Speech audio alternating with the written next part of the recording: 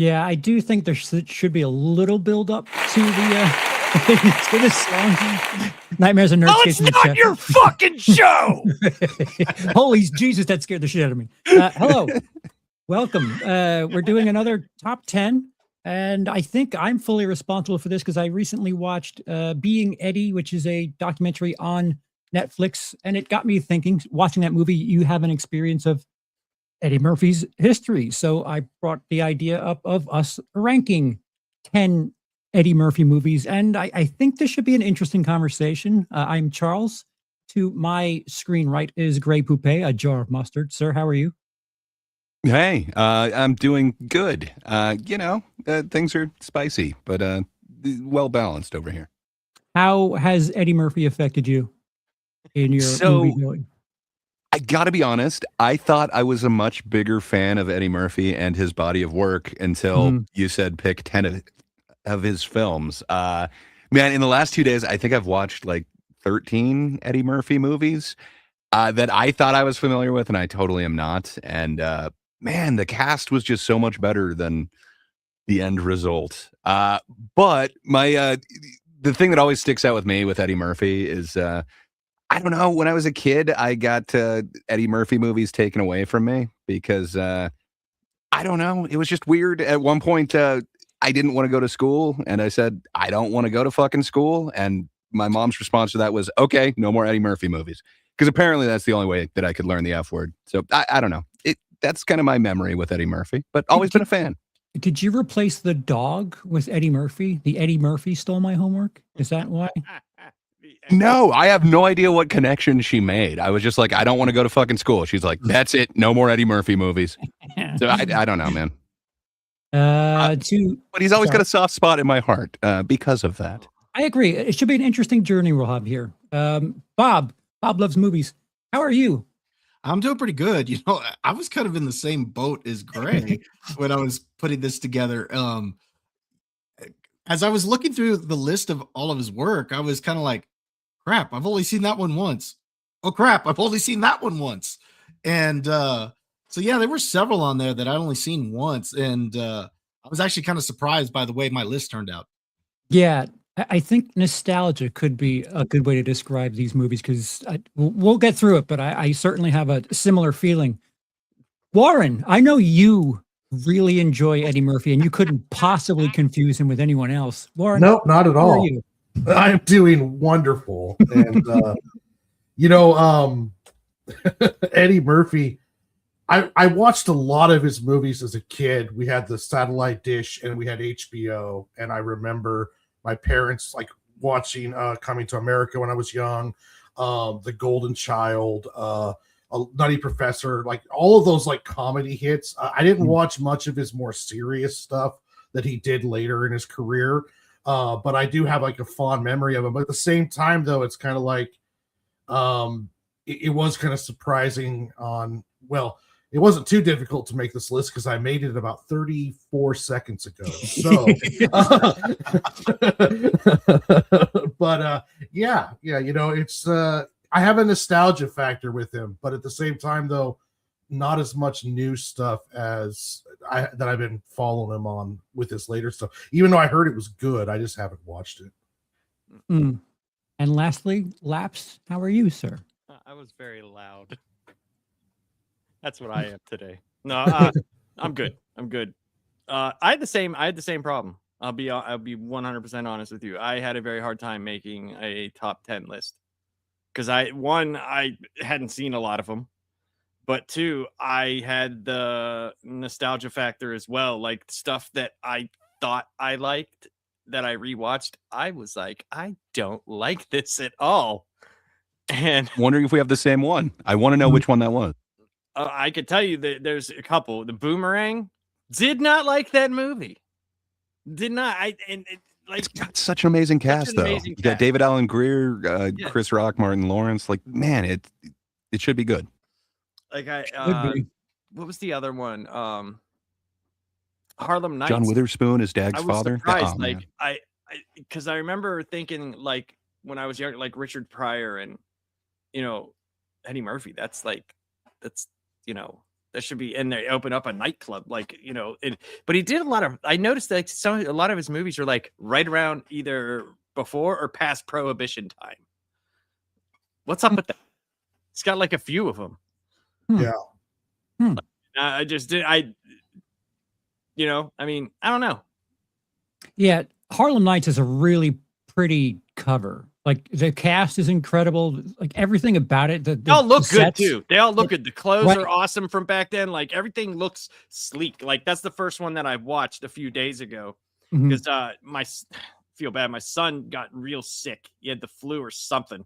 We're waiting for the blood test came back. Like the fast test came back, everything negative. But he was so sick they sent the test in to get to the lab. So we got to find out what he has, and he's still sick, and it's been a week.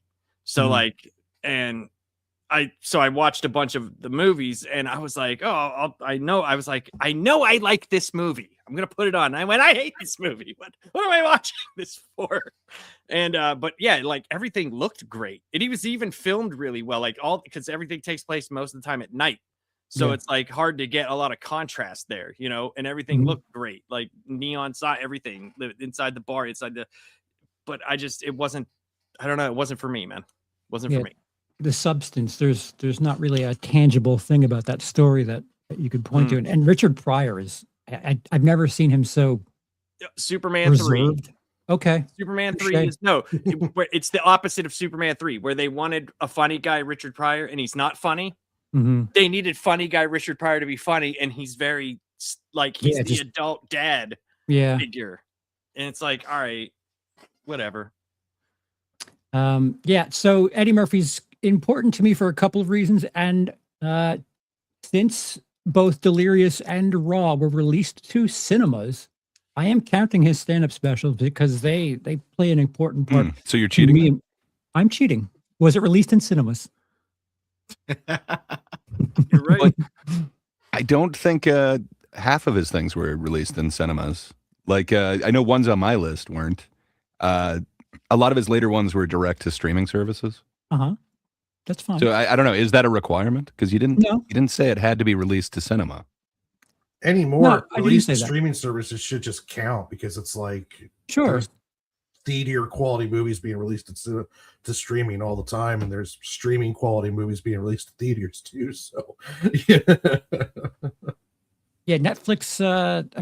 Netflix has kind of broken that. COVID has kind of broken that. But I think nostalgia is a big factor, because the way I'm grading these is a bit more how I feel about Eddie Murphy in the movie and not the film itself. So I don't know if anyone else is doing that, but yeah, looking at these movies, it's like, I don't know if he has an A-tier movie in him yet. Yes, he does. Does he? All right, well, we'll find Just a out. couple. So we're going to do a Serpentine. Ooh. I will kick us off. My number 10 is, I'm doing an audible because screw it. My number 10 is I Spy, 2002's I Spy with Owen Wilson. It was not in my top 10 until 5 seconds ago, but I wanted to spice things up. Great. If Do you I got to think add this to stage? The thing? Yeah. I didn't realize that I hadn't done that already. Okay. Yay. No. I Spy is at number 10. Yeah, so I think this is more about Eddie Murphy showing us that he could still do things around that time, because around the late 90s, early 2000s, if it wasn't Shrek, if it wasn't animated, he had some stinkers. And I Spy, by no stretch of the imagination, is a great film, but it touched that I don't know, that nostalgia that I look for, a buddy team up thing where they're kind of mostly funny, not too much serious. It's more vibes than anything, but I literally just swapped this out now. But if you tell me the movie sucks, I'm not going to bat for this movie.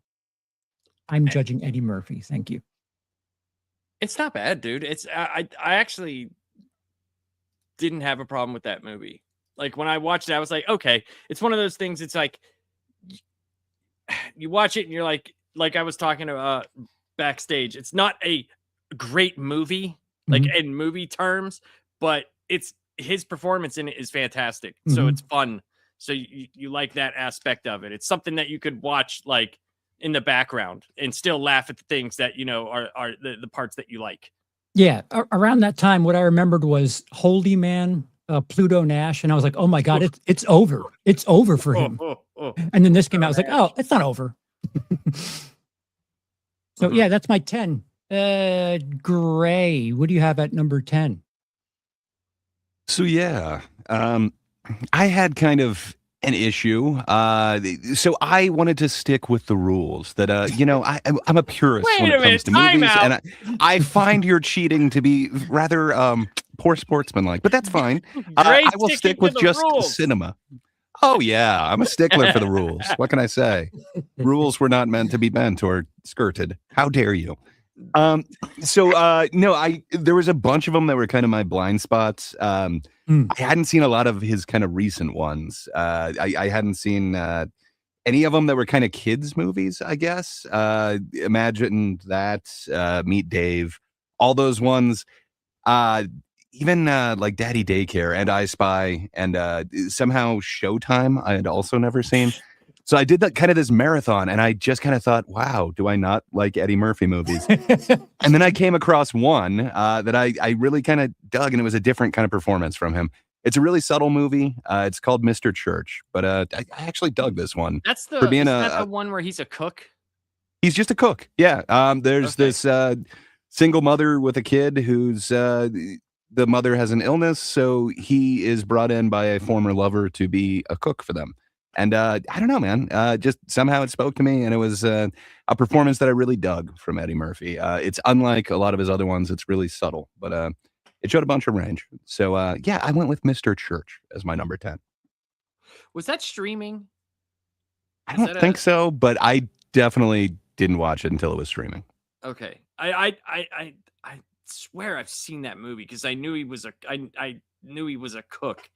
And I think my wife may have watched it or something, and I was in a room. But I did. It wasn't, from what I remember, it wasn't awful.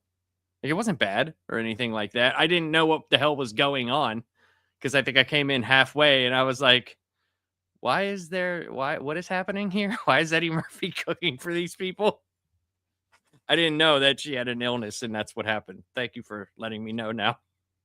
I mean, that's, the synopsis. There's more than that. And, there's that whole thing that's all the rage, the found family thing. So, yeah, good times. But he plays kind of a troubled character that is unlike a lot of his other characters. And there isn't necessarily, like, resolution to it. It doesn't seem like it gets wrapped up in any little bow like a lot of these movies. So, okay. I don't know. To me, I really dug it. It's not a perfect movie by any means, but, yeah, I think it's one of the stronger ones that I saw in the last couple days of his.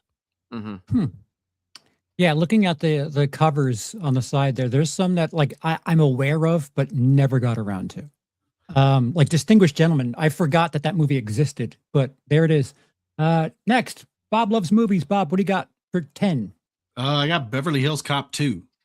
Ooh, okay. So, like to me, this is a fun movie. I don't think it's necessarily a good one, but I do think it's fun. I mean, you still get Eddie Murphy doing Eddie Murphy stuff, as Axel Foley, and it's fun. It's entertaining. It's one of those that I used to watch a lot when it was on TV as a kid, when they would show it over and over. So both that one and the original, they showed those on TV a lot. So that one's my number 10.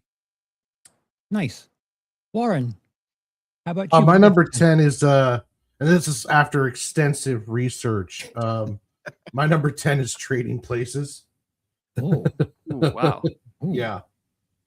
I remember the movie somewhat. I probably should have watched it again. It might get higher, but I do remember somewhat enjoying that movie.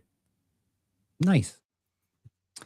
Laps, what do you got for number 10? And you're gonna give us your 9 too. Okay, I got Bowfinger for number 10. I like movies that are about making movies for some reason. I don't. It's just a weird, premise, and then doing it to someone who has no idea what's happening, and like that. If you think of it like that, lends perfectly to the stylings of Eddie Murphy, and right. Yeah, I thought it was funny. I thought it was funny. I mean, Steve Martin's funny. It's not like a great movie or anything like that, but it is funny to me. I like that movie. And then number 9 is The Nutty Professor, because I don't know. I don't have a lot of movies. I'm sorry. A lot of movies I thought I liked was like, I didn't. I just didn't like them. And I mean, obviously, this movie has the dumbest jokes in them. It's the dumb. It's like him doing Tyler Perry. Oh, I think No, that's this is not Proto fair. Perry, man. Yeah. Way better than Tyler Perry. This is what Tyler Perry wishes he was doing. Right. It's what he does. It's what he's known for. He's been doing it forever. Yeah, I think Eddie Murphy in the 90s is why Tyler Perry has an opportunity that he does to do that for sure. Medea stuff. For Terrible sure. movies. You would be Yes. surprised though. That dude's worth so much money though. So obviously someone's Costumes watching pays. it. I mean, Medea does blank, and then we'll just film it. yes, I understand that Eddie Murphy did it first. Like, I get it. I'm just saying that's what he does. That's what Tyler Perry does. Yeah. That's what he does. Warren, right back to you for number 9. For number 9, I have 48 Hours, because I love a good cop buddy flick. I love it when they were putting comedians together with these more kind of action-y type stars. And I thought 48 Hours was a fun little gem. But Nick Nolte before he turned into, went downhill terribly. But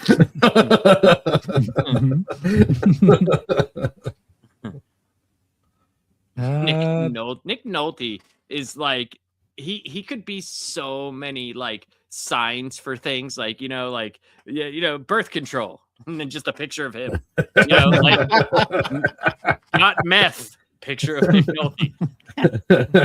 Don't do drugs.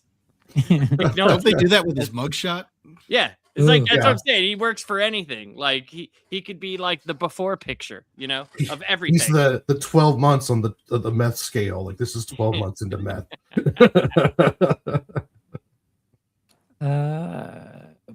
Bob, what do you have for number 9? I got Tower Heist at number 9. Ooh. I actually enjoy this movie. I think it's fun. Ben Stiller and the cast that they got with that is pretty good, and I like Eddie Murphy is playing this criminal who's trying to teach them how to be criminals. So I think that was pretty cool. I love the scene where he sends them into the mall to have the mall steal something. So I think that's great. And then he ends up, of course, trying to double cross them. But I think the movie's a lot of fun. Nice. Gray, what do you got at 9? Yeah, I might need to give Tower Heist another watch. But there was one that I was really unfamiliar with, and I also kind of dug. It seems like it is kind of peak Eddie Murphy. He gets to do a bunch of different characters, but he's not necessarily putting on the makeup. Instead, he's just being a scammer. I have The Distinguished Gentleman as my number 9. I remember not really liking it, and upon the rewatch in the last couple days, it was a breath of fresh air versus some of the other ones. I fully expected to like Boomerang a lot more, but I don't know. Somehow, Distinguished Gentleman just works for me. I dig him on the phone scamming people and going into different characters. It seems to work quite well. But I guess I like me a devious Eddie Murphy. He's pulling some ruses in this one. I dig it. Nice. Well, I go 9, 8, and it's a little bit of a themed back-to-back here. At number 9, I have Beverly Hills Cop Axel F. Yet another instance of realizing that certain franchises and certain representations of Eddie Murphy aren't forgotten or gone, because it's really solid. I don't know if it's just this expectation that I had going into it, like, straight to Netflix. It's been like 20 years, 30 years since the most recent movie. And Beverly Hills Cop 3, not entirely well received, but it's just a really solid time. And they didn't skimp on things, which if you watch other multi-decade sequels after a little bit, it seems like they're trying to make them for PG audiences, and they're forgetting like what the heart and the soul of the original film is. But Beverly Hills Cop Axel F is a decent enough time, and it certainly makes you forget about Beverly Hills Cop 3. And my number 8 is Beverly Hills Cop, which I always preferred to all of the buddy cop things that like I get looked at oddly when I say I would rather watch Beverly Hills Cop than Lethal Weapon, but I enjoy having a good time a bit more than action. And I understand Lethal Weapon is a fun time, but for my money, I would rather have this. Beverly Hills Cop is a funny movie. I'm judging Eddie Murphy in these films much more than I'm judging the films themselves. So that's my number Fair 8. enough. I will try to find $20 next time. It would be nice. We'd all appreciate it. Then we can definitely root for you. That's weird. I don't know why anyone would give you shit for liking Beverly Hills Cop. It's a classic. No. Man. How dare they? Over Lethal Weapon. I mean, Like, you're if not you- talking loaded weapon. You said lethal weapon. I can understand it. Gray, back to you. Yeah. Okay. So I took a page out of Charles's book, and the closest I got to being insincere on this, the one that actually kind of moved me the most was the documentary Being Eddie. What can I say? I think it is in the top 10 things that he has done. Yes, he's playing himself, but man, it put a lot of these films in a much more favorable light and gave me much more nostalgic value than actually going back and watching a bunch of them. So I don't know. It's a really compelling doc. It is one of the better ones that I've seen in the last few years along these subject matters. I really wanted to love the John Candy one, and for some reason, the tone of it just is kind of weird to me. Where, man, Being Eddie, I think they just nail the tone in there. It's compelling, and it makes me want to see what Eddie Murphy is going to do with his puppet next. So, yeah, I can't wait for that. Yeah, I'm with you. I think exclusively watching that movie made me think, oh, we should talk about his esteemed collection of films. And then here we are, and I don't know what magic that movie's making, but yeah, there's something in there. Like the opposite of when you watch Super Size Me, you're like, I actually kind of want McDonald's right now. I don't know why that is, but yeah, I agree with your sentiment. Bob, back to you for number 8. Both my number 8 and number 7, I'm just throwing this out there, is that these are films that I haven't seen in years, so I'm kind of going off of memory. But with these two, I'm putting Trading Places at number 8, and part of the reason I do like the chemistry between him and Dan Aykroyd, but also I like the fact that a couple of the characters carry over also into Coming to America. So, so I thought that was kind of a little touch on that. So yeah, I've got that one at my number 8. Nice. Warren, 8. Beverly Hills Cop 3. It's on my number 8. Okay. The amusement park one? Okay. I feel terrible belittling that film.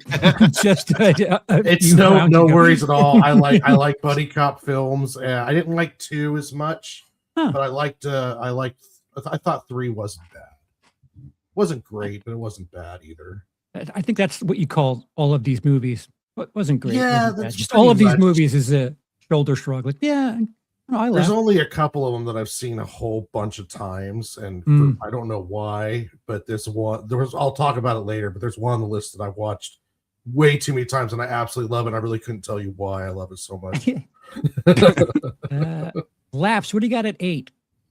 Number 8, I have Tower Heist.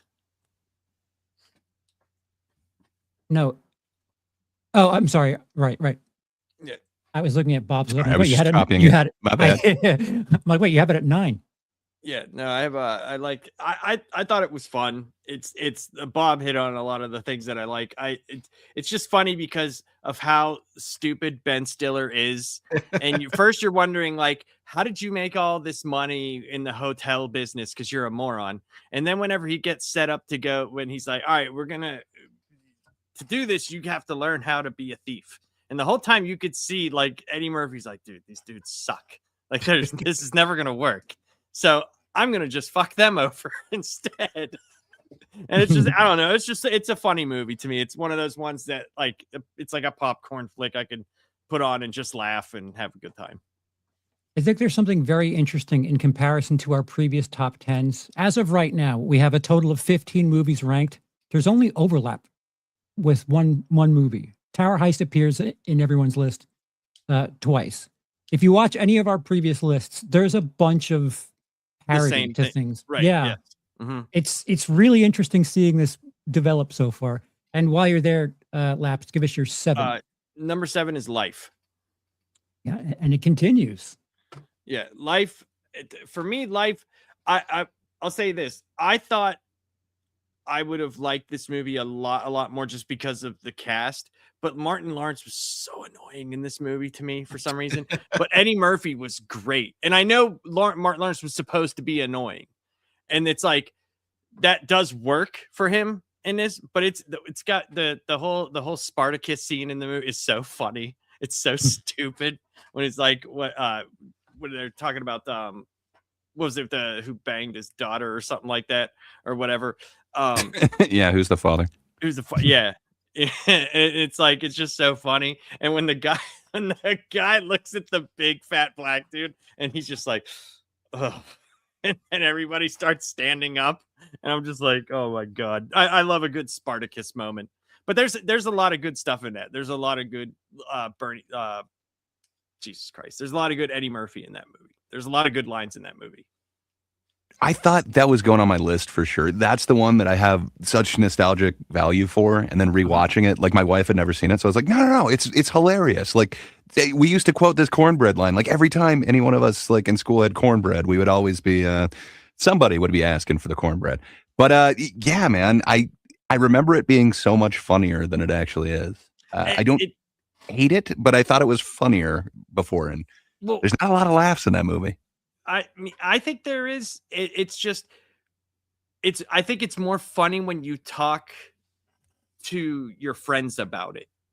Do you know what I mean? Have you ever had that happen where you watch something? Yeah. And it's supposed to be funny, and you're kind of, when you're watching, it's not as funny as you think. But then whenever you talk to your friends about it in the line, like it makes you laugh more. I do, like, there's a lot of lines in this movie that I like that I say to my brother, or he'll say to me on the phone, and we just think it's funny. So I don't know. I see what you're saying, but yeah, maybe I still my like wife's just a killjoy. It's hard to say. That definitely could be the thing, but I don't know, man. I didn't enjoy watching this, and I was like, no, I swear it's gonna get funny. Wait, the cornbread part's coming up, and I don't know, man. Just it didn't hit the same, but I wanted it to. I thought for sure that one was going on my list. Yeah. Yeah, Eddie Murphy movies appear to be like some sort of mirage where you think something that isn't the case when you re-experience it. Like, wait, what? Well, I swear it's better than this. He's good in all of them. That's the thing. Right. Like his characters are good, and his lines, the way he delivers the lines are good. You know, like that's the big problem with some of them. You know what I mean? That it's like he does so well in them, and then you're like with Beverly Hills Cop, which is one of my favorite movies of his. It's like you remember it being, it's still funny, but you remember it being a lot more funny than it is. And you remember the interaction with Judge Reinhold being funnier, but it's Judge Reinhold. And you're like, right. Oh, yeah, he's not really funny. Yeah, Eddie Murphy. No, Billy Rosewood's funny. Okay. As a comedic talent, he brings everything up. Like when people compare like Kevin Hart or like Dane Cook movies to Eddie Murphy, if you take Eddie Murphy and put him in either of those actors' movies, those movies get better. But if you do the exact opposite, you cannot make Kevin Hart great in a Eddie Murphy movie. You cannot make Dane Cook great in an Eddie Murphy you put movie. Dane because- Cook in Life and it doesn't work the same. Well, for certain reasons, yes. Dane Cook is Coming to America is not going to work. Yeah, there's just this intangible thing that Eddie Murphy has, and it's impressive. I don't know. The movies themselves, they have this weird aftertaste, but man, he's just killing it. Warren, number 7 for you. I recently watched this movie and I remember it being a lot better than when I first watched it when I was younger. And I thought it would be higher, but Coming to America, I just did not hit the same recently. So so that's why it's a little bit lower on the list. I would have thought it would have been higher, but I just don't remember it being. I remember it being funnier. I think I don't know. It didn't hit the same as it used to. Yeah. All right. I'll approach this later, but Bob, what do you got at 7? Okay, again, this is one that I hadn't seen in a long time, but 48 Hours is what I got at 7. I know Warren already kind of talked about it. You know, I think he and Nolte, they got good chemistry together. It's just not one that I've seen in a long time. So it might be higher up if I could, like, if I actually rewatched it. Then again, it might drop out of the top 10. But just based on what I remember, that's where I'm putting it for now. I could tell you, Bob, because I kind of a little bit know your preference. It might be in the middle or around the same. Like it's funnier because of what Nolte has become, right? That rather than you look back and you're like, oh, this is what he used to be before he turned into fucking whatever the fuck he is now. See, and like everything else I got on my list are ones that I've rewatched multiple times. So those I genuinely really, really like. The rest of them I'm kind of going off of memory. Well, the last two, and then Beverly Hills Cop 2, I did really like that one again. So I don't think it's a good movie, which is why I have it as low as I do. And then Tower Heist, I think, is a fun one. So, but the rest of them, Tower Heist. I liked Tower Heist. I think it's good. To be honest, I was surprised I didn't put it a little bit higher, but I just remember liking Trading Places in 48 Hours just a little bit better. Again, maybe if I rewatched them, I'd think differently, but I really do like Tower Heist. Plus, humor changes. The way, like, before you have children, after you have children, when you hit like your mid 30s to 40s, it just changes. It just does. There's things that I watch now that I can't even, like, if I talk to my like 20-year-old self, he'd be like, dude, you're dumb. Like, you are not cool whatsoever. I'm like, oh, well, that ship sailed a long time ago. Gray, what do you have at 7? That's a good question. We've talked about it a little bit, but I think it deserves better than it's kind of funny. It's Trading Places, man. It's a great movie. I enjoy it. It's up there. I think it might be my favorite Aykroyd movie. It's up there. I know. There's a couple that people seem to like, but yeah, what can I say? It's way up there for me. I've seen different versions of this movie. Eddie Murphy has made different versions of this movie. But yeah, somehow it just kind of works for me. And he still gets to go through a couple different characters. I think it's kind of a perfect vehicle for him. And man, it's, I think, my second favorite Jamie Lee Curtis one, maybe third, but it's my favorite for a certain reason. Yeah, it's got a couple of, I enjoy this movie. Yeah, what can I say? I also like the kind of through line with some of his future movies. I absolutely enjoy this movie. It might be a bunch of nostalgia, but the last time I watched it, it totally held up. I still thoroughly enjoyed it. So yeah, I've got Trading Places in at 7.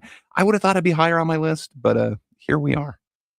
Jamie Lee Curtis reveals herself as a quite a talent in that film, if I do say so. Unfortunately, this isn't a Jamie Lee Curtis list. Number 7 for me is Shrek 2. And this probably has certain personal things going on. I was just a little too old for it to be like directed at me. And I had that, like, I'm not watching kids movies anymore kind of mentality. And it is a good movie. the thing I got kind of turned off with, I know Shrek 2 is a big deal to a lot of people, especially because it like remade a ton of money just last year. I didn't like the addition of Antonio Banderas at like the cat character, Puss in Boots. Dude, I Puss just in Boots, the movie was fantastic. I have not seen it. Oh, it's great. I love it. I think if you take away How dare the you? puppy How eyes dare you? looking up with the, well, yeah, I know, Greg. That is what makes the movie. That is Yeah. what ranks Shrek 2 above Shrek 1 for me. Okay. All right. Well, this is why we're 5 different people giving 5 different lists, and For Shrek sure. 2 for me. If I'm going to Eddie Murphy, I'm not loading up Shrek 2 first, because Shrek 2 is more of an ensemble, and like we just brought up, the damn cat steals the show, and that's not the donkey. Damn it. I'm sure I'm in the minority in that case, but number 6 for me is the aforementioned Trading Places. It seems like we all have Trading Places in the same area here. Good time, like someone else brought up. It's similar. If you want Eddie Murphy in a similar situation, you can have 3 or 4 of these movies. But yeah, I've broken my pause button on this movie for reasons that have nothing to do with Eddie Murphy. Gray, back to you for number 6.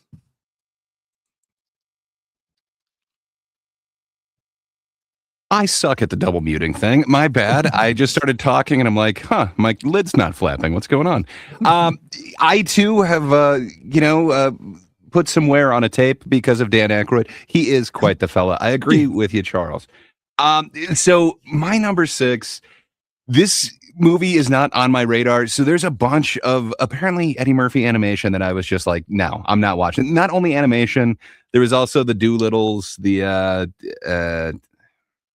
what was the other one that I just did? Oh, Daddy Daycare, the Haunted Mansions, all these that I was like, no, those are like kids movies. Like, I'm not watching any of those. But I went back and watched a bunch of them because my wife told me to. And what can I say? Her love for this movie has shown me. So I recently had to watch Shrek 1 and Shrek 2. And I got to admit, that's some good voice work that he's doing for Donkey there. But I think he does better voice work in another movie. Mine number 6 is Mulan. I'm just saying, Mushu is awesome. And the reason why they made such a bad version for the live action one, I think the lack of Mushu is a huge part of it. Like, it is essentially, I think what he did for this dragon is what was done for a certain genie by Robin Williams.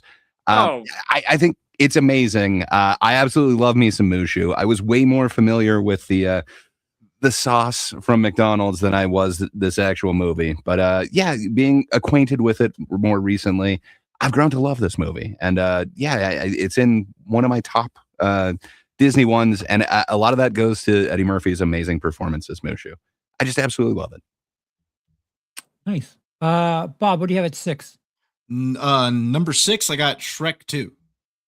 Oh. And I love the addition of Antonio Banderas as Puss in Boots. Bob is right. I think that cat is so cool. I loved him with the big eyes. Actually, though, I do think Eddie Murphy does a good job with his voice work in it. I love it when he turns into a stallion. He's like, I'm a stallion, baby.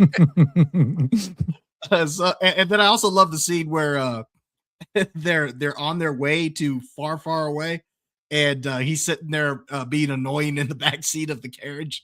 I think that's great too. So yeah, I love Shrek 2. Got that at number 6.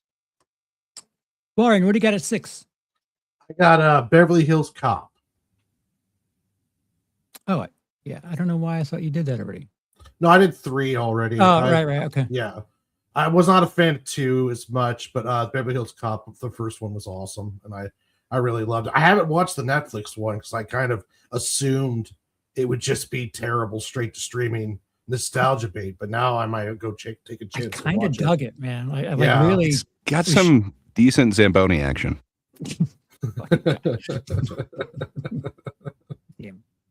Laps, what do you got at 6? 6, I believe I have. Yeah, Trading Places is 6. That's it. Just I mean, there's really nothing else to say about it. Everybody said pretty much everything, about it. It's funny. It's a funny movie, but some of the stuff, and I've noticed this about a lot of like the 80s and 90s comedies. Like they're still funny to me, but maybe I've watched them too much that they don't get the same reaction out of me. It's still a very good, like a good solid movie, but I don't know. It just didn't hold up as well to me that I liked it as much. So, but I still think it's a great premise. You know what I mean? Like it's a funny ass premise. And there's some really good lines. The Aykroyd's hit or miss in a lot of things for me. And this one he's actually good, so I like him in this, and Eddie Murphy's pretty damn funny in this. But yeah, there's really nothing else to say that everybody else didn't say already. Do you want to give us your 5 then? Yeah, 5 is actually the Being Eddie documentary. And the reason why I put it so high is because I had forgot, I forgot so much about Eddie Murphy because he had been, in my watching of things, had been gone for so long, even though I know he's made stuff. But this was like, I don't know, this made me go back, and that's kind of how you had the idea of doing this. I was actually going to have the idea of doing it. It was going to be a little bit later down the road, but I was actually starting to watch some of those movies again when I first watched this. And it was the same thing with the John Candy one. I don't think the John Candy one was done as well. They kind of went a little bit downhill near the end of like the middle to end of the documentary. It kind of felt like they were like poking fun at him. And some of the movies that I liked a lot by John Candy, they were kind of saying, oh, he just did this for money, and they weren't good. And I was like, what? But this one really brought forth the fact that this man is hilarious, and he needs to have some better projects out there, and he could still be in the forefront because one, he still looks pretty good. Like he doesn't look like he's aged a lot. Fantastic for his age. Yeah. And he's still very quick. He's still very quick-witted. He could go out there and do a stand-up and it be hilarious. Yeah. So that's a hard thing to do. You know what I mean? Like not doing it for like 40 years and then coming back and possibly doing one and it still probably be funny as fuck. Dude, I tell you what, like the fact that he's like teasing the idea of doing puppets, it's the best way he can maintain like that edgy nature that he had. Cause I know he brought up, watching some of his older material thinking, ooh, I probably wouldn't say that today. But if you have puppets, an audience will give you a break if you're, a character is saying it that isn't you. So it's an interesting, I really hope he does the puppet thing and maintains his like blue humor through the puppets, because that would be fun. Yep. And I think it would be the spectacle of it. Number one, seeing Eddie Murphy with puppets was just, and how do they do it? Like, obviously he wouldn't be controlling them, or maybe he would, maybe he's so into it with his puppet room that he is. But maybe. But I think if there's like a stage show where he's interacting with them, that could be genuinely funny as hell. He's got some Frank Oz connections. I'm sure he could get in with some puppeteers. Well, that's what I'm thinking. But he's got that room, man, and it looks like he's doing a little bit more than he's probably putting on shows for himself. It's just the way they filmed that documentary was so funny. They are in the largest room I've ever seen a man live in, and all that's in there is a small couch chair and a coffee table this big. Like, what else are you doing in there? Well, he needs room for his puppet activities. That's what I mean. That's what I'm saying. He's doing the puppets. Like watching the way that this star of Saturday Night Live like comports himself, the way that he talks to like the person interviewing him, and then seeing that Chevy Chase doc, man, it's just like a world of difference. And the way that he was like paying for gravestones for certain people, like the comedians that had died and nobody paid attention to, or didn't have family or stuff, and he kept up their he's just genuinely seems like a pretty cool dude. Yeah. So that was pretty touching. So I put that on there because it just brought him back into the forefront for me. So Yeah. Would it have agree. been higher on your list if they got into some of the weirder controversies, like his probably legality not. troubles? The only reason why not is because it's like we already know that stuff. I kind of wanted to know what he's been up to for however long. In my, like I said, like I haven't watched any of his stuff besides Shrek because I had kids, but past a very specific time, you could kind of tell on my list here where I kind of stopped watching things, because everything else is kind of older. So, I don't know, man. I don't know if it would have made it a better documentary if they got into that, because who knows what he would have said, because he's so different, he's so different now than what he was. Like Charles said, he, watching some of his older stuff, I might not say that. And especially since he went through the family phase, of making movies for families, who knows what he would do. And I think he could do something very raunchy with the puppets, because like Charles said, it's not him saying it. It's you have like a buffer zone of them being able to say it and him being able to react to it. So I don't know. That's a good question, Gray. I don't know. I don't think I never thought about that. So I don't have an answer for that. It's weird that he has kids that only know of him as the Imagine That, Meet Dave, daddy daycare guy, Right. and not the Coming to America raw. They don't know him as that. It's really interesting how he has different generations. Bob, what do you got? Excuse me. Warren, what do you have at number 5? Nutty Professor 2. Clumps? The Clumps, you say? The Clumps, I say. It was a really, really fun movie, and him doing all of the family members again, and it was just crazy. I remember that movie very fondly. I'm surprised. The first movie, everybody just remembers Hercules. That's the thing that people. The fact that he was able to make a movie. You're mispronouncing it, sir. I'm sorry. It's Hercules. All right. Now I forget what I was saying. Yeah. That's all that people remember. And how could you remember anything else of it? Hercules is the thing. Yeah.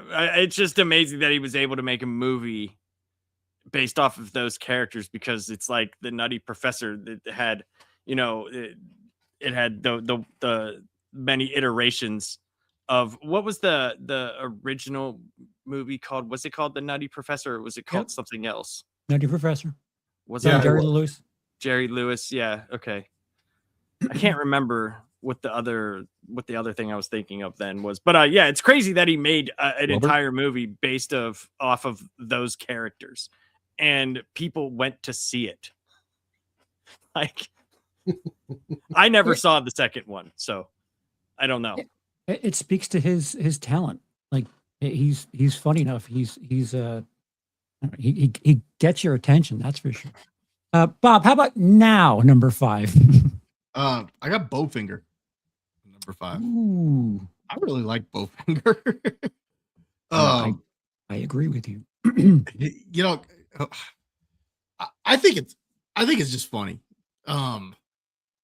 Heather Graham's hilarious in the movie, how she's kind of sleeping her way through the entire production team. You've got Eddie Murphy playing 2 different characters, playing Kit Ramsey, and then he's playing, the brother who's like all dorky and whatnot. And I love the scene where they have him running across the interstate. That's absolutely hilarious. But what I loved is how they're making this movie, and Steve Martin just keeps insisting to the rest of the crew that, oh, don't worry, Kit Ramsey, he loves your acting. He's excited to work with you. Well, shouldn't I meet him? No, he doesn't want to meet anybody. This is the way he works. He's method. Yeah. Yeah. So I think it's a lot of fun. I love Bowfinger. I agree. Gray, what do you have at 5? Gray, Eddie Murphy's Jackie Brown. Jackie Brown is amazing. Sorry, that was not a mute issue. That was a dog issue. I apologize, everybody. I wanted to keep a little bit of suspense, but not that much. So my number 5, we've talked about it a little. It showed up on a few lists, but yeah, there's a lot of performance in here that I think is more than just a catchphrase. And even though I might have derailed somebody singing its praises, what can I say? The Nutty Professor for me. It's a classic, man. Not only do I like the family dynamics, and it kind of works having Eddie Murphy as multiple characters. I think it works a little bit better in this one than Coming to America. It pulls off, and it makes it feel like they're actually different characters, where I just felt like that's a weird part that takes out of some of his other movies where he's just going through as these different characters. But this one, it totally worked for me in full costume. And then, man, having the whole roast battle, if you will, the spandex, all spandex. Yeah, it's kind of mean towards fat people, but I don't know, man. It's one of those classics. I kind of hated it when I was a kid, but I have come around to love the Nutty Professor so much. It is kind of my classic Eddie Murphy, if you will. So yeah, number 5, I've got Nutty Professor. Nice. So number 5, I too have Bowfinger. I know a lot of people don't like it, or they think it's like a fucking B movie, but that it is. Like it's a B movie about people making, garbage B movies, and I really think they're in on the joke. And I don't know. I feel like because it was released around the same time that things like Pluto Nash came around, that people were like, "Oh no, he's finished. It's over."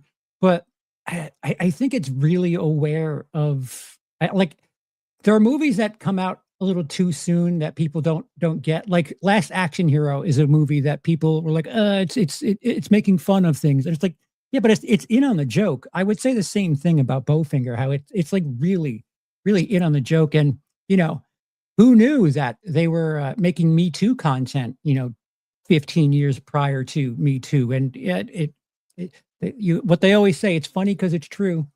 If it weren't true, it wouldn't have a place to be mocked. But for all the reasons that Bob was talking about, I agree that Bowfinger is Eddie Murphy's some of his best work. It seems like there's a good 15-year stretch there where Eddie Murphy was working 2, 3, 4 times as hard as everyone else because he was, wearing makeup and being in different things as different characters in the movie. But however you feel about the movie, Eddie Murphy in this movie is quite enjoyable. And number 4 for me, Gray, get ready for your technicalities. It is Eddie Murphy Raw. This movie is quite important to me for a number of reasons. As a wow, that's a big one. I like it that big. Thank you. I bet you do. It is important for a number of reasons. I watched the hell out of that tape when I wasn't supposed to be doing so.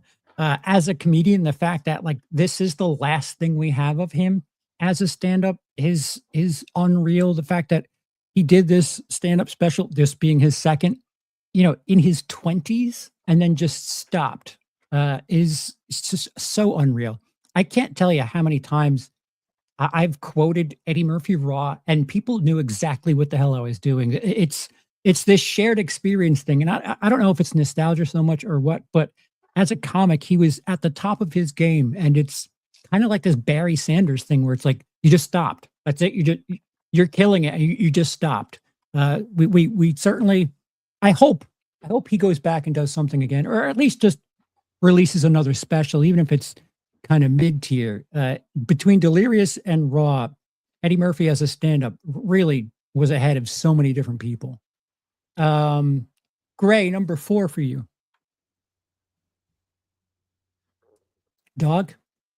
Gray's dog. I really suck at this whole. I was like, no, I didn't mute it this time, so I'm good. I'll just start talking. Yeah, my bad. So for many of the same reasons that you guys have spoken about this movie, and perhaps to the dismay of the chat, my number 4 is Bowfinger.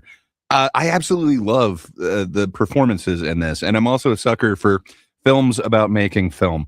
I don't know why, it just kind of works for me, but man, getting Steve Martin as the con man, it works so well for me. I know it's not a good movie, but Sergeant Bilko, it kind of works the same way for me. I like Steve Martin as a con man. Of course, everyone loves Dirty Rotten Scoundrels, but I think this is an underrated Steve Martin as a con man movie. It works great. I don't know why it's got this negative, I don't know, reputation. Just, man, I absolutely love this movie, and I love the performances that you get from every single member of the cast. And just, for me, it really holds up. I thought maybe it was nostalgia after watching a whole bunch of these other ones. He's got a couple other ones where it's kind of about making a movie. There's another one with Robert De Niro, Showtime, where it's instead kind of like a cops-based program where is it Rene Russo comes in to essentially film them doing cop stuff, and Eddie Murphy wants to be this actor. That just fails on so many levels, where this, I don't know, there's just so much infinite rewatchability for me. I absolutely love it. So yeah, huge fan of Bowfinger with its huge finger. Is that an admission what you want? I want a huge finger. Yeah, Sufi, if you will. Thank you. No, I hugely have a great love for Bowfinger. It's a good movie. It's better than its reputation. I agree. Bob, what do you have at 4? I got Shrek at number 4. I kind of, when I was making this list, wasn't sure if I was going to put Shrek 2 ahead of this one, and then it just ultimately I ended up settling on the original Shrek. I love Eddie Murphy's voice performance in that movie. Donkey's hilarious. I think he absolutely steals the show in the first film. So give me the Shrek at number 4. Plus being introduced to all the other characters and Eddie Murphy being able to riff on like Lord Farquaad.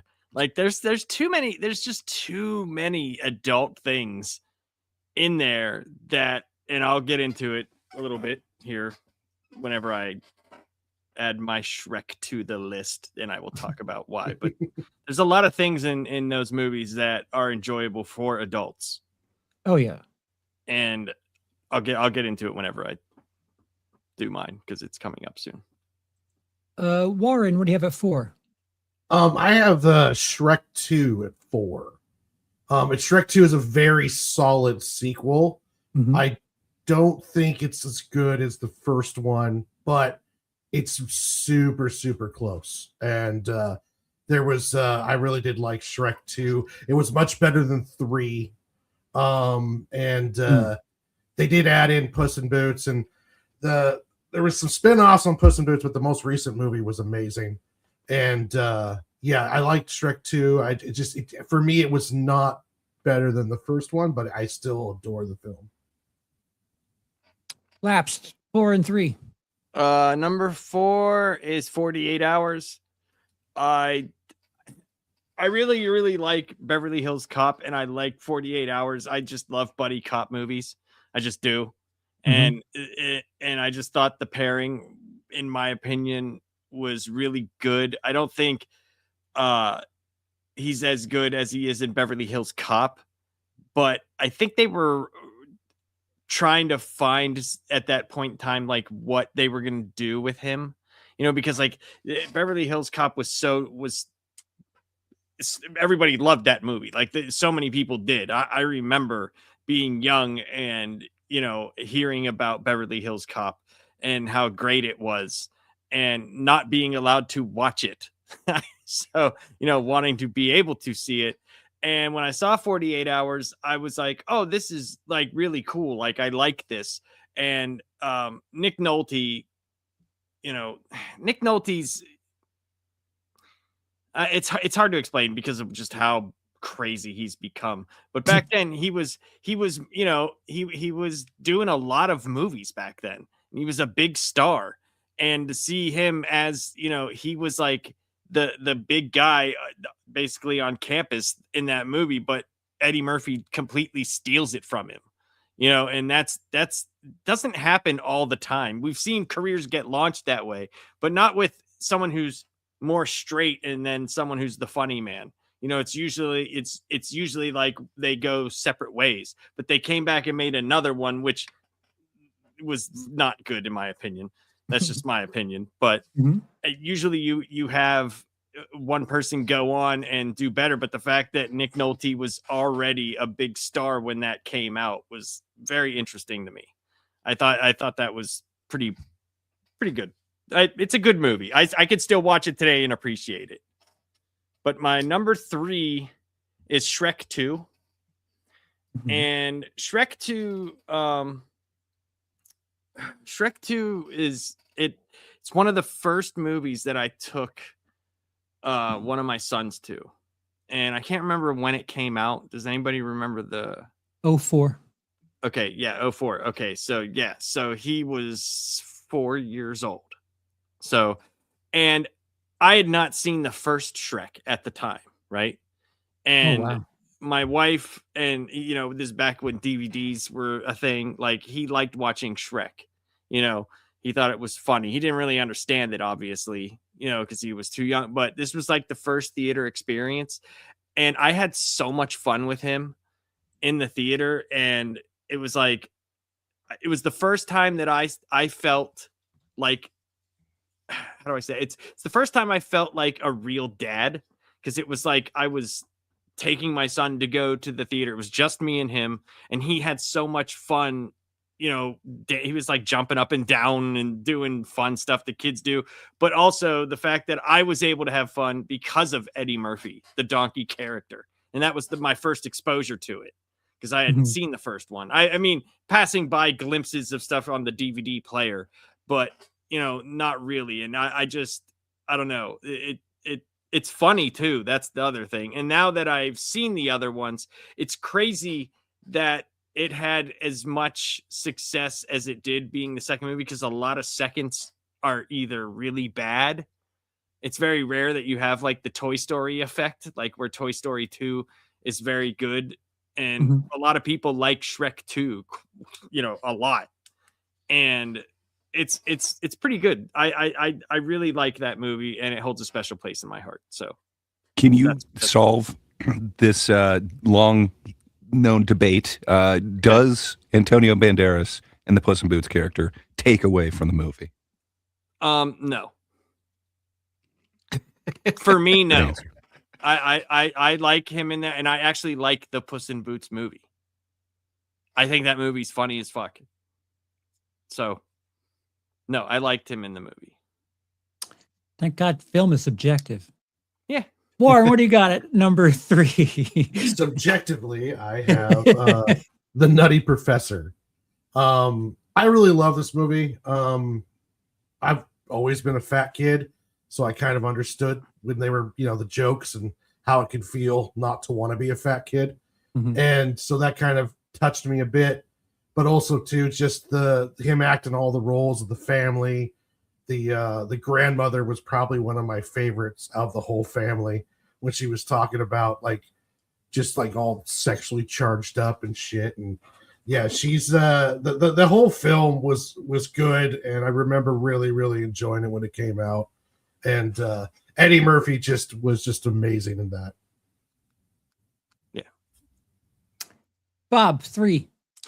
I don't know if y'all remember when we did the Disney ones. This was my all-time favorite Disney animated film, and I think it's Eddie Murphy's best voice work, and that for me is going to be Mulan at number 3. Like Gray, I love me some Mushu.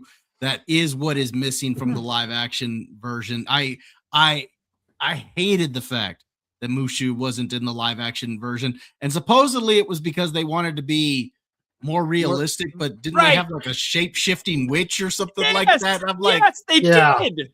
I'm like, hello. So that was really stupid. But I think he's great in this movie. Just some of the stuff that he says to Milan, and what the stuff that they have the character do, like when he bites the one guy on the butt, to get all the guys out of the water so they don't realize that Mulan is a woman, and he's got the toothpaste, and he's like, that was vile. He's, whenever they introduce him with the stones, and you think it's gonna be the big dragon, and it comes out, it's him. What I like also is where he breaks the stone dragon and he's holding the stone over his head. I am the great stone dragon. Yeah, it's phenomenal. Yeah, I love like Mulan. This big mythical thing, and then it's fucking Eddie Murphy. So yeah, I got Mulan at number 3. Ray, what do you have at 3? Hey, I'm not muted this time. Hey. Solid pick on 3, Bob.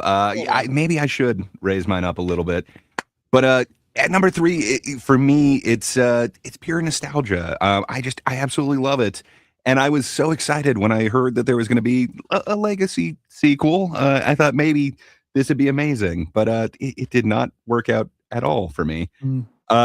So yeah, my number 3 is Coming to America. I just absolutely love the humor that's in that one. What can I say? It still holds up to me, and yeah, I absolutely love it. Plus, I think this was my introduction to Samuel L. Jackson. Oh wow! Yeah, I'm just saying, I absolutely love this, and I love the Mac. Now I can't even remember. Dowells? It's been too long. Yes, I need to see it again. Yeah, but I absolutely love it, and I think this is my favorite Arsenio Hall movie. So yeah. So let me ask you a question: I have never seen the second one. Is it even? You're good. You probably shouldn't. Okay. It's weird, man. You can tell that it's made in a different time, and it feels like they're ashamed of what the first movie was. It's not good. Whereas like Axel F, I kind of agree with Charles. It feels like it lives up to. They understood the assignment. Right. Okay. Yeah, I just wondered. Imagine a sequel in your head. I promise you, it's better. Just imagine one. You've done a better job than what they did. Okay. All right. That is your homework, and you've saved yourself time. Number 3 for me is Nutty Professor. I think this movie is for brilliant reasons. I think it's incredible. Seeing Eddie Murphy act as every single family member around the table is just fucking hysterical, and killing it where because of you hear it in the voice that it's Eddie Murphy voicing these people, with the exception of that small child. The fact that there's this characteristic that each of those characters are definitely different. It just speaks to his ability to be a chameleon and kind of get into different roles and just be absolutely hysterical about it. This movie is probably responsible for why they were throwing him a bunch of family friendly stuff in the late 90s, early 2000s. And I don't know. This is a family friendly movie, with the exception of the grandma saying, Mike Douglas makes me moist. There's a bunch of coded humor there, but it was one of the movies that I was able to watch without being concerned for an R rating. And for all the reasons everyone else is talking about, he's just a fantastic comedian when it comes to being funny and being a chameleon in different roles. And don't sleep on the I can't remember the main guy. What's the character's name? I never remember. Oh, not Buddy Love. Oh yeah, the scientist one. But his emotional range, Sherman Klump, is yeah, that's it, dude. His emotional range where everybody is fucking with him, and he finally is able to break out. And then whenever he realizes what he's doing. And he does it, dude. I'm telling you, he's very, very good in that movie. Yeah, the wide range of emotion that he plays as that character, just that one, is already awesome enough. Not on top of all the other characters that he does, right? That are great in the movie. And it's a safe bully revenge film too, because yes, when he has with an awesome performance from Chappelle, right. I think people sleep on this movie. Well, maybe not, but it's far better than just Eddie Murphy in a bunch of outfits, I would say. To that point, number Spandex. 2 All for spandex. me. This one might surprise some people. Number 2 for me is Dolomite Is My Name. This could be my favorite performance from him. Before you say anything about, I have heard so much about this since I've started doing this, when we announced this last week. and I Mhm. didn't get around to watching it. I have heard so many good things about this movie.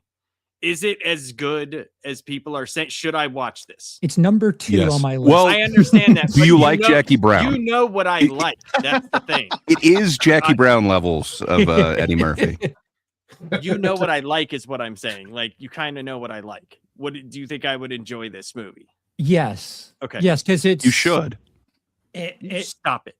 As a straight movie, it's good. As a comedy, it's good. Like it's like this pseudo mockumentary. Well, not a mockumentary, but the Biopic? story. Yeah, biopic. Right. That's a better word. Yes, that's the word. Excuse me.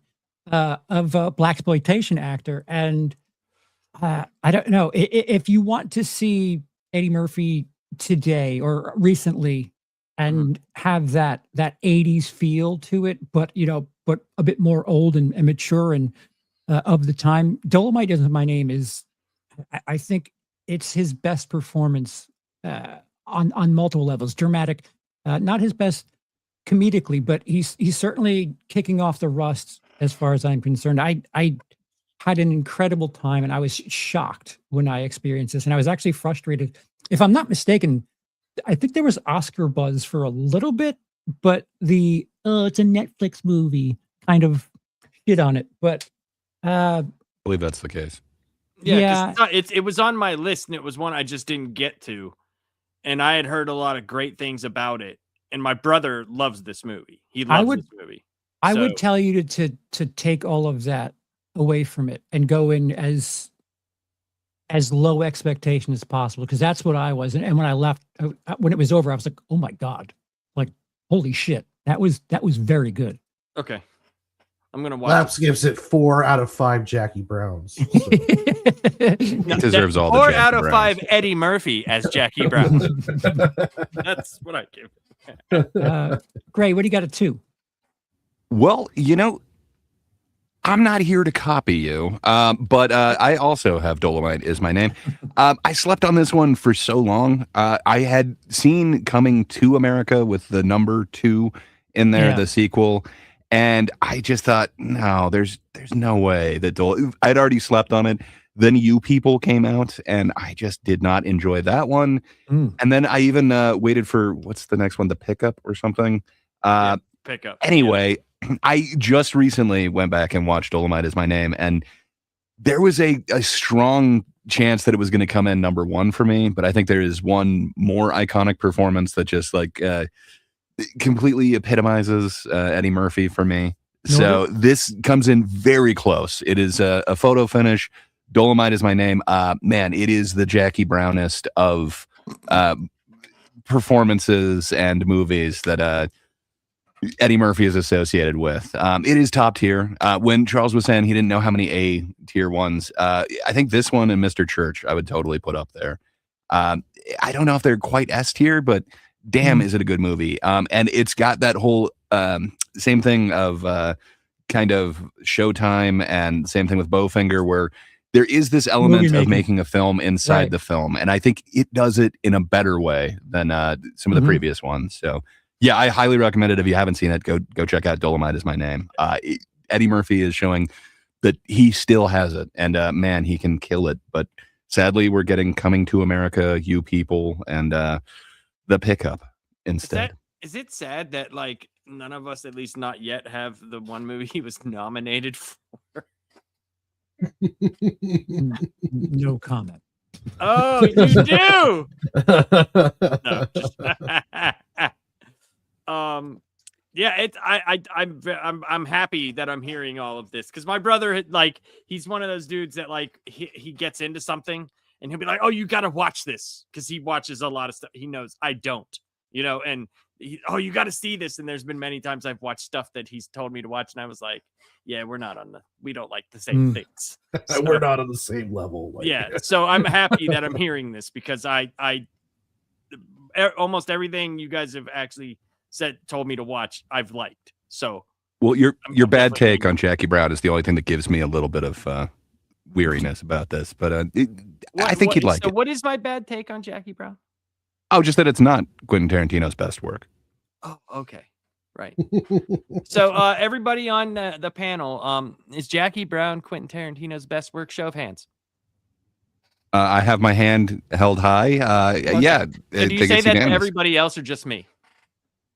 Mainly you. Yeah, of course I know. Damn it. He gives me so much shit. Bob, number So funny. 2. I got Coming to America. Coming to America? No. That might be my number 1. You don't know. Fair enough. But yeah, so Coming to America is hilarious. I actually did rewatch this, and the jokes still really landed for me. I love Mr. McDowell, you know, his little war with McDonald's. I think that's absolutely hilarious. Where I'm McDowell's, they're McDonald's. You know, you got the golden arch. I've got the golden arcs. You know, I think that's absolutely hilarious. All the different characters that he plays. You know, in the barbershop. James Earl Jones is in this, so that's enough to elevate it a whole nother level. I mean, walking around with a dead lion wrapped around him, you know, and they're putting the flowers, you know, in front of him so he can walk on them. I think that's hilarious. It's just a fun movie. Arsenio Hall, I think he's hilarious as the preacher, because I had heard a lot of preachers like that growing up. And yes, that was hilarious. You know, especially the way he would deliver the lines. And God, and God. Yeah. I heard a lot of them over the years with that, you know, thrown in there. So yeah, I just think it's a hilarious movie. It's a lot of fun. So I got that one at number 2. Warren, what do you have at 2? Okay, so this is the one that I've watched more than any other Eddie Murphy movie. I honestly could not defend it as being a good movie. Oh, Norbit. But Norbit, right? Absolutely love this movie. Pluto Nash? Maybe it's the comic book nerd in me. Maybe it's the fantasy fan of it. But it's The Golden Child. Oh. And I don't know if anybody remembers this movie or not, but it was like this. I just watched it. Yeah, I absolutely, when I was a kid, I absolutely adored this movie. I still do. I wish they would have made more of them. It was like kind of like Axel Foley is taking on Tibetan demons. I mean, it was just had the great scene, especially as a kid with the chick who's fighting in the house, and then the water sprays on her, and you can see her boobs. Really thin, white shirt for a reason. I just absolutely adored this movie. I like Noopsy, and the villain was great, and I just watched it over and over again. The little scene where they had the claymation can dancing for the weird henchman who couldn't talk, and I just kind of felt like it would have been interesting to see them do another one of these. Like, but of course, I imagine it's not on anyone else's list, and probably not many people remember it fondly. But dude, it came in at like 12 for me. So I had only seen, I think, parts of it when I was a kid. I know I watched it on like a Sunday movie where they had commercials and shit. So I think I was like flipping away. But I just watched it in the last 2 days. It's such a weird juxtaposition between, like you mentioned, the puppeteer work and the stop animation for that amazing can dance, and then all of a sudden you get to like the Golden Dragon's house, and it's just like the worst set ever with just less than plywood walls that just like disappear. Don't get me wrong, I love it. Like, it almost made it to my top 10, but I don't know, man. There's something about that one. It's fun. About the movie, when I was a kid, it just captured me, and I absolutely loved it. Yeah, there's some sort of nostalgic charm to it, because people, for some reason, I wasn't watching that when I was younger, but people would always be like, "Oh, Golden Child," and it's like comfort for certain people, and I get it. It's definitely a movie that if Eddie Murphy wasn't in it, no one would probably ever have heard. Right. Of. You know, right. It's one of those things that he carries the movie, but it's still, I have just such fond memories of that movie. Yeah. It's a testament to what he can bring to something. Yeah. Lapsed 2. Number 2, I have Coming to America, and not the 2 because I never saw it. But there's a few lines in this movie that crack me up, dude. When he's taking a bath and he stands up and the dude goes, the royal penis is clean. Like, what? Why? And he's like, you don't want to be an ugly king. And there's like there's so many stupid lines that they say, and fucking like, because they don't, obviously a fish out of water story. But yeah, it's there's so many funny, and that was one of the first movies that it wasn't that I was allowed to see it, is I was over at a friend's house and they watched it, and I was like, I didn't say, oh, I'm not allowed to watch this stuff, because this is like when my parents went to crazy church land. And so I saw this and I laughed hysterically, and there was just so many parts of it that were great. So I had that as my number 2, and my number 1 is Beverly Hills Cop. It's the one I've seen the most. It's the one that I think he's most, known for. I mean, the Clerks cartoon did the spoof on the banana in the tailpipe. Like that whole court scene, which is just phenomenal. It's like, great. It is. It's fantastic. And just Axel Foley, man. I've seen more people online in Xbox name some version of Axel Foley or some person's gamer tag or something, any other movie character. And Really? I keep coming across Jeffrey Epstein on PlayStation. Well, that's only He's still alive. That's why. I told Gray this story. I get into a match at Arc Raiders, right? And I was running solo, and it was in Buried City, and I just see like 15, 16 Raiders hopping around, and I'm like, I go near him, I get prox chat, and they're like, come on, dude, we're hunting Jeffrey Epstein. And this dude's name was Jeffrey Epstein, and he's just yelling like, I made a mistake, I'm sorry. And they cornered him in the hospital, and they just everybody, like, dude, like 17 Raiders lined up and just shot the shit out of this dude. It was one of the funniest things I've experienced in that game. Anyway, Beverly Hills Cop. But yeah, through the years, yes, I've run into many Axel Foleys. Yes, like AX4L, AXEL, AXIL. There's a chance one of them is Eddie Murphy, because if you watch the Being Eddie doc, he's a little active online. You know who plays a lot of Arc Raiders? Gilbert Arenas, the basketball player. Oh, He plays the shit out of that game. Awesome. I hope he's It'd be kind of cooler if it was Gilbert Gottfried. But, would it be way cooler with him being dead and all? Yeah. I mean, obviously, I want him alive. Actually, I'm in hell. Do you need these blueprints? Yeah, I don't know, man.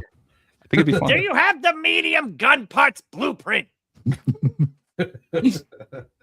Warren, what do you got at number 1? My number 1 is Shrek.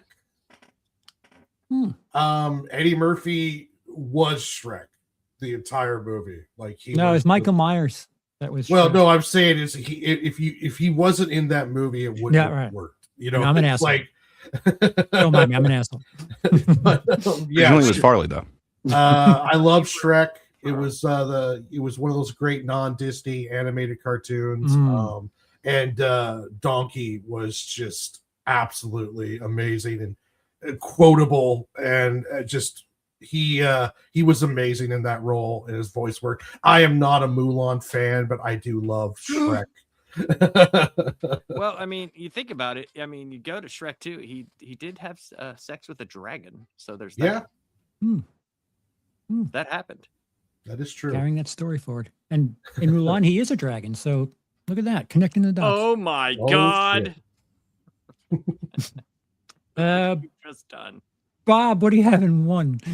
All right, there's a lot of choices that I could put here. Mm-hmm. I could put Coming to America. I could put Norbit, The Adventures of Pluto Nash, Daddy Daycare. There are so many good ones that I could put here, but those were all just eked out by my favorite Eddie Murphy film, and that's Beverly Hills Cop. I actually just did a rewatch of this one. That's the one I saw most recently because we reviewed it for Dad's Turn to Talk a few weeks ago, and I'd forgotten how much I loved this movie. And it's still funny. A part of what makes him so funny in this movie is that it's him reacting to the situations he's in. It's not even necessarily, the situation itself. It's his reaction to it, which is what makes it so hilarious. Overall, I think he's just hilarious in this. I love the scene when he gets thrown out of the window and they arrest him, and as they're taking him away, he's like, "What happens if they throw you out of a car? You get hit for jaywalking, So there's just a lot of stuff that he says. The scene in the strip club is hilarious. Because what are the two cops' names? I always forget their names. Taggart and Rosewood. Yes. So they're both sitting there and they're trying to be all proper, and Eddie Murphy's just like just having a good time there and whatnot. So yeah, it's a great movie, a lot of fun. Of course, it spawned a franchise. Don't know if it should have spawned a franchise, but it did. But either way, it's my favorite Eddie Murphy film. Yep. Ray. Yeah. So I'm gonna go ahead and basically second everything that both Lapsed and Bob have said. Beverly Hills Cop is the most iconic Eddie Murphy role for me. And then it was solidified with Clerks the cartoon with their whole banana in the tailpipe thing. Just, man, I absolutely love it. When I think of Eddie Murphy, I think of banana in the tailpipe and then that laugh, which is just perfect. But man, there's so many different things about this. So not only do you have the deception where he's having them deliver the fruit platter over to the car, but his way of getting into the restaurant as well, where, okay, well, tell him this private message. Just, man, I absolutely loved it. But then when Bob also brings up, the strip club scene, it's very informative. That taught me to look for people in coats in unseasonable weather and be suspicious of them. While Eddie Murphy is having a good time there, he's still teaching us and being vigilant. And I love that. It also taught me that the best way to ship drugs is in coffee. So good to know. It's very informative. And a young Jonathan Banks that's very scary in this one. Yeah, I absolutely love me some Beverly Hills Cop. I like the sequels, but none of them quite live up to this one. This is just the Eddie Murphy movie for me. Absolutely love me some Beverly Hills Cop. Charles, sir, what do you have at number setup. one? Oh, yeah. Oh, I'm sorry, Labs. What's the setup? No, I was to say the setup for when Bob was talking about him getting thrown, when he talks about getting thrown through the window, that whole speech is fucking hilarious. And he's talking about, I can't remember exactly, but he's talking about like guys just trying to do their job. And he's like, disturbing the peace. I got thrown through a fucking window. Yes. It's so funny, dude. It's so good. And then it is one of the most iconic scores ever as well. And one of the best scores. Yes. Man, I love me some Beverly Hills Cop. Everything about it. There's so many, looking back at his filmography, there's so many of them that try and kind of copy that thing. I feel like the score from Golden Child, they were really trying to go for that same synth thing. This is the one. Like, this is the peak score, the peak 80s synth score. It just, love it. But Charles, sir, what do you have as number one? Apparently it's not Shrek 2 or Puss in Boots, but what Puss in Boots can't be. My number one is Coming to America, not Coming to America, but the original, the OG Coming to America, the prototype of Eddie Murphy being a bunch of different characters in the same shot, the same scene. I think it's funny that there were a bunch of people in Hollywood that thought the old white guy was an actor that you could hire, and that's funny. That's fantastic. Right. So, like, just a testament to how great the makeup was. Once again, the chameleon that Eddie Murphy is, like most my first five, most of them are Eddie Murphy showing that he could be funny and be a different character convincingly and do both at the same time well. The fact that I lived in Queens at the time too, we went and saw where McDowell's was. It adds something to it, but I remember watching this as a kid, and like Laps brought up, the royal penis is clean. That was the funniest thing. I would say that in school, like I knew what the fuck Oh, that yeah. was about. Yeah. Yeah. And it's like the fact that it's like a classic Disney tale, but backwards. A rich prince looking for his princess. With the comedy involved, it's hysterical. The cast is brilliant. It may not be an S tier film, but as far as a good time is concerned, whether it's nostalgia or what, for all the reasons everyone else was bringing up, it's my go-to. Then I found $50. What? 50? Wow. No, Coming to America is amazing, man. I wanted so much for that second one. I was hyped for like 2 years when I heard they were making it, and just, man, to see the legacy that they kind of crushed. I don't know why they do that. Yeah. To Lap's point earlier, Eddie Murphy was nominated for his role in Dreamgirls. Didn't make a single one of our top 10. I think I it's just interesting. watched it for the first time last night. I think it would come in at like number 13 for me. It's a really fun Eddie Murphy performance, but just that's not what that movie's about. It would be Right. But it's a really good Eddie Murphy performance. Like, little is kind of said about the, like My Girl Wants to Party All the Time, Eddie Murphy, where he's out there, cutting a rug, if you will, while singing. And man, he really gets to showcase that he's still got that in Dreamgirls. But yeah, didn't he have like 3 albums in the 80s and like 90s? Yeah. Yeah. Like, yeah, they weren't great. No, they weren't. What was showcased in Dreamgirls was a little bit better. But man, he pulls off a convincing James Brown in that one. I've never seen the movie. I remember when it got nominated, because it was like a big deal, that he would like, could this possibly happen for, how it's like when Robin Williams was chasing the Oscar where Eddie wasn't, and it was like, it came out of nowhere, and it was like, could this happen for someone that has pretty much made you laugh your entire life? It was pretty interesting. I just never saw the movie though. So I think it's interesting. And if you look at our lists, it's a pretty diverse selection here, and people have different things that they're drawn to it. And there's nothing really predictable other than like Beverly Hills Cop at 1 there, Coming to America in the top 3. Like everything else is pretty spread around, and that's quite interesting.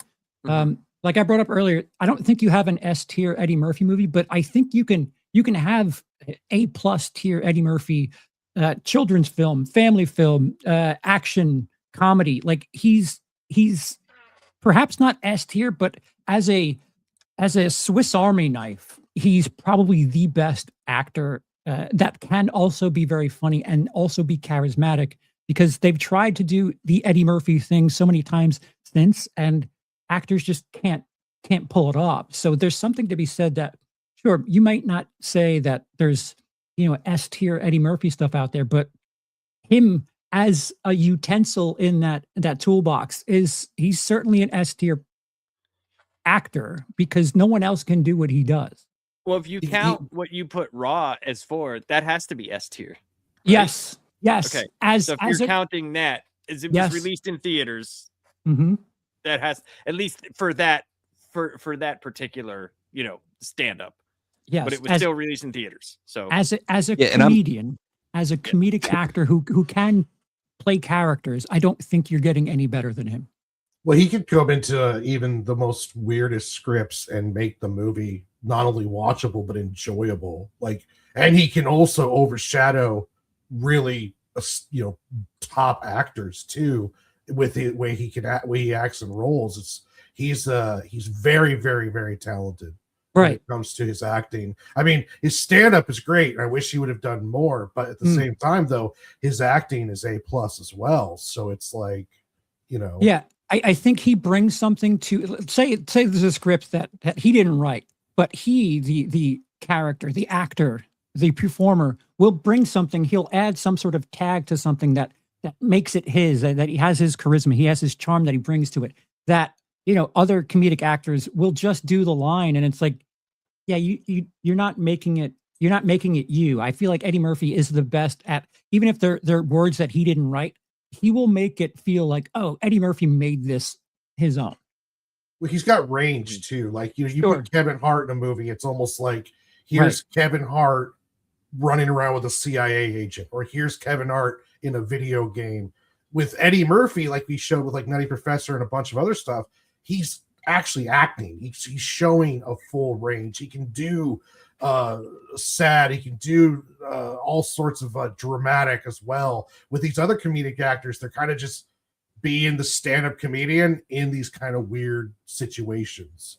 People in Hollywood thought the old white guy in the barber shop from Coming to America was an actor they could hire. Yeah, Need I say amazing. more? Yeah. So, I appreciate, Charles, you taking the reins on this one. I do. Yay. And we're going to switch gears a little bit for next week. We are going to be doing our top 10 Jackie Chan. But I figured since we have a tiny bit of time here, we had a legend pass today or last night or whenever it happened. Chuck Norris decided that Earth was, not enough for his manliness, and he went to the great mustache in the sky. So do you think that Chuck Norris's persona, I would say, because I've seen a lot of Chuck Norris movies, okay, and they're not good, I would say, but he's been in some iconic scenes, he's been in some iconic scenes, like his scene in Bruce Lee, The Game of Death. That's pretty iconic, even though that's like a hodgepodge of stuff from Bruce Lee's, stuff, like basically turned it into a movie. But did you guys like Chuck Norris growing up, or do you have anything to say about him, Warren? I watched a lot of his films growing up, but you're absolutely right though. Like nothing. He was always kind of like a B level when it came to all the other action stars during that time. Like I remember fondly the Prison of War movie he was in. I forgot what it was called, but he was like a prisoner at a Vietnam camp, and during at Vietnam, and they put like a rat over in a bag and put it over his head, and they pull it off and he's like chewing on it. And then they had those movies where he was like saving people. But I remember most fondly was my grandmother was a massive fan of Walker, Texas Ranger, and she would watch every episode if reruns were on, when TV Land, or like if they were showing it, she recorded them. So I remember watching a lot of Walker, Texas Ranger, which was essentially him just spin kicking people in this series. And I do have some fond memories of that. It's interesting though, because like without the Chuck Norris memes, he probably would have disappeared from the zeitgeist. But then those memes really brought him into almost like a weird legendary status when the people were doing the whole Chuck Norris facts. And but yeah, I remember most fondly from Walker, Texas Ranger, because my grandmother, she would get excited and she was hooting and hollering, and she absolutely loved watching her Chuck Norris Texas Ranger shows. Yeah, so I'd say his biggest solo movies were like Long Wolf McQuade, Delta Force, Missing in Action, and Code of Silence. But the one I think he's remembered for the most is his appearance in Sidekicks. Like that's like a lot of people remember that, and was that the Jonathan Brandis, right? That was him. Yeah. Brandis. The kid. Right. But it also has Beau Bridges in it, man. Joe Piscopo. Right? Yeah, sure. Piscopo. I don't know if this is right, but I think Chuck Norris did the nunchuck scene in that. I'm not 100% sure on that one though. The one where the kid was he was supposed to be doing it, that it was like a full ninja outfit. The full ninja outfit. Yeah, I think that was Chuck Norris, but I'm not 100% sure on that. It could be, but I know that was the big deal. Like a lot of people remember him from that movie, but I remember him from Delta Force and Code of Silence. Those are the two big ones that I remember. Dodgeball. Oh, that's right. Yes. That's right. I remember that. That's right. And the funny thing that I remember Walker, Texas Ranger, like that, that was a big show, man. That was a really big show. It went into syndication. You don't normally go into syndication unless you're making money. So, Bob, do you have or I'll go to No, I'm here. I'm here. Bob, do you have any Chuck Norris memories or the man was an icon. Like my son growing up didn't even know who Chuck Norris was, and he was telling Chuck Norris jokes. And I had to turn around and ask him, "Do you even know who that is?" No. And so I had to tell him who it was and whatnot, so he could understand the joke a little bit better. But I mean, he was larger than life. As far as his reputation, we all kind of saw him as the big tough guy, the baddest man on the planet type thing. Like you, Sidekicks is probably the movie I remember him the most from. Also, I do like a scene that he's got in The Expendables 2, where he saves them all, and he basically tells a Chuck Norris joke. I think that's hilarious, where Stallone's like, "I heard you got bit by a king cobra," and he's like, "I did. And after 5 days of agony, the cobra died." I think that's great. But yeah, Walker Texas Ranger is probably the one that you remember him most from, as far as from entertainment, because that ran for what was it, eight seasons? Something like that. 196 episodes. Yeah. Woo. So how I knew of it, because I as sad as this is, I watched Matlock a lot. That was in our family. The one guy that was Matlock's private investigator is the same dude that was Walker's sidekick guy, and he left Matlock. He left Matlock to go to that show. So I can't remember the guy's name. I just remember him in Matlock. His name was Conrad. I can't remember the actor's name. But yeah, that's crazy. But Gray, do you have any? Yeah, kind of everything that was mentioned before.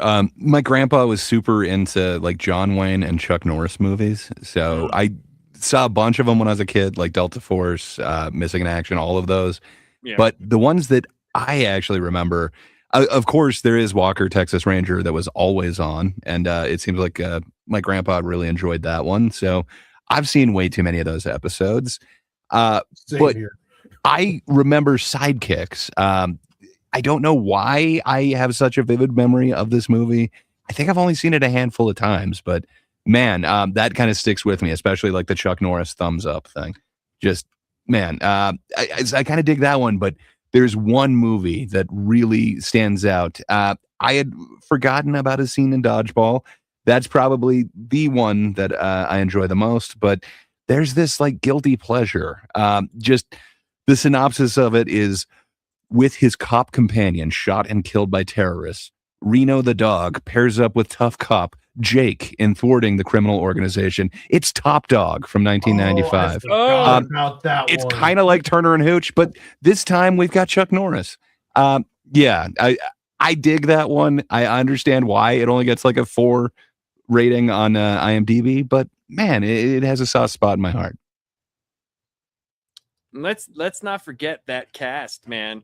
You say you got Beau Bridges, you got Mako is in the movie. Oh yeah, and what's Danica McKellar? You got Winnie Cooper is in that movie. Oh yeah, I totally forgot about that. Yeah, she plays like the heartthrob for him, and Richard Mole is in that movie. How about Night that? Court's Own. Yeah, the one and only. Sorry, there's one other thing. I'm assuming I got these. So I think I inherited them from my cousin. So I'm assuming my grandpa got it for him at some point.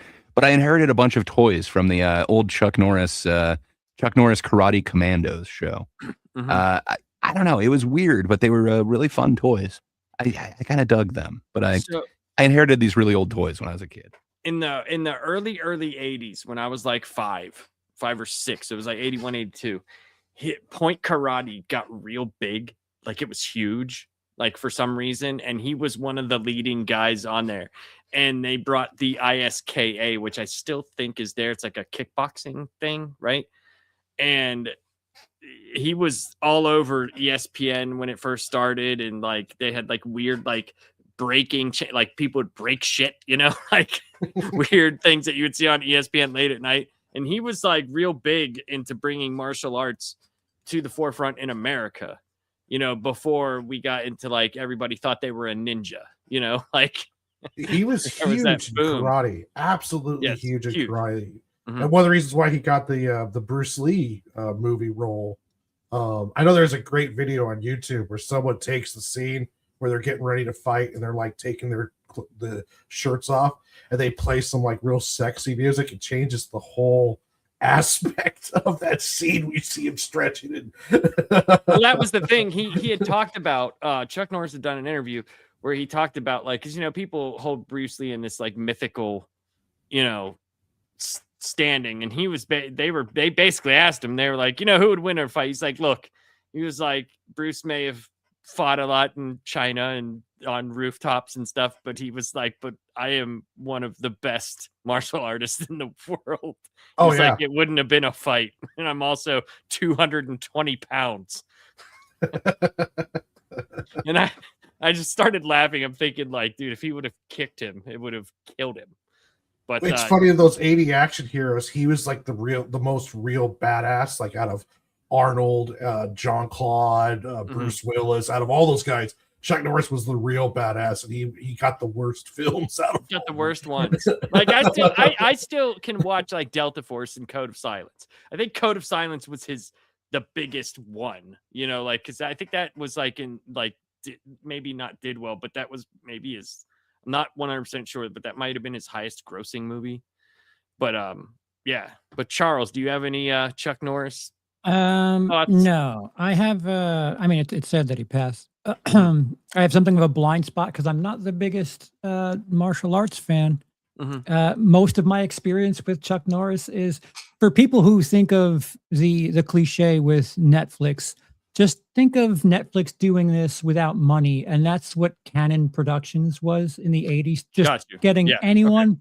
So my experience with Chuck Norris is Invasion USA, but what Invasion USA terrorism, if only 9/11 was Invasion USA style terrorism, I think we'd be all right. Dude, he could have spun kick the whole building back up straight before it fell. Like, and we would have been fine. Yeah. Most of my experience with Chuck Norris is like Delta Force, all of those Canon Productions films from the 80s that are, something that Dolomite Is My Name would probably mock. So I am not the right person to ask. I don't have sure. Dodgeball, him showing up to give a thumbs up. Funny. I know who that is. I understand that reference. But other than that, I'm kind of in a dark corner as far as experience is concerned. Well, that's not, that's fine. We just wanted to, I just wanted to acknowledge it. And I thought it was a good segue into what we're doing next week. So, yeah, I appreciate everybody for showing up. We'll go around the table here. Charles, what do you got going on, my man? I don't know. I don't know. We're going to play some Arc Raiders. Yeah, probably that. That video you sent me was some bullshit, by the way. I think I'm going to do a thing where I collect all of the different natures of people being friendly or like doing their villain arc, because it's fascinating. And I think you should post that one with some commentary. You met some villains, did you? Oh, dude. He met the worst of the worst. A dude literally in the shadows took me and a dude who had a Philion who was taking on the matriarch, and the dude was in the shadows and took us out. It was so ridiculous. Well, not only that, but everybody else was working together up top. Yeah. Like it wasn't like go and run for your money and hide shit. Yeah. That dude literally came out of if you saw my comment, I was like, fuck that guy. Fuck him, man. Dude was like doing some next level WWE heel turn shit where it's just like, you're really going for it here from the shadows, literally, huh? Okay. Yeah. So we'll have to do some more of that. I think people might actually like me, you, and Gray streaming some of that. I think they might actually like I it. agree. Yeah, I agree. because it gets really funny. Sure. I think it does. Because you lose your patience with people. I like lose Gray my and patience with everything. That's just And, how I Possibly am your in life, video too. games. What's that? Yeah. I didn't hear what you. Oh, possibly. Yeah. Just possibly your life when you're playing with us too. It's just a funny thing, and I'll be honest. I'll be dead serious. Half of the time, I'm just being a dick. It's just because I know. Fine.